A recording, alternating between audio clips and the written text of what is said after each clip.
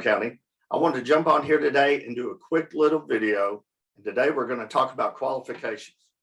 I believe what I bring to the table is more comprehensive than any other candidate that we have.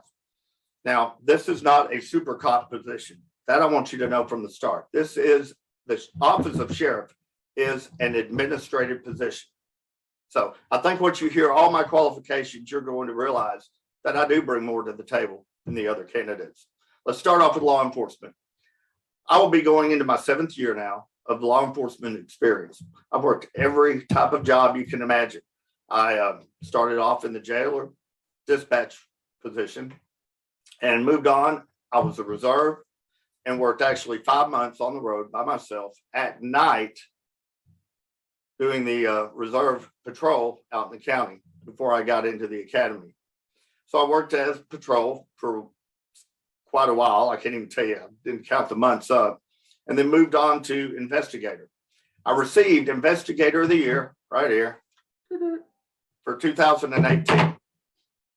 I remained in investigations and then was promoted on to sergeant. I'm now in a supervisory position over patrol. And now there are some things, ideas I wanted to implement.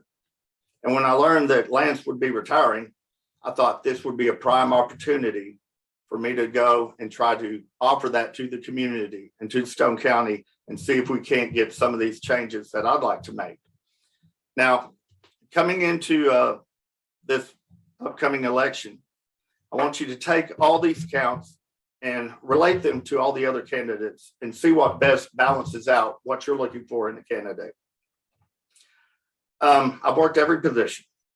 I've also worked every type of call that you can imagine, from domestic to burglary to simple theft to homicide.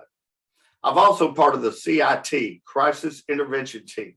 Now, Mike, Stephen, and I went through this class and training together, and we were just 2 out of 200 of the whole state that were part of the Crisis Intervention Team.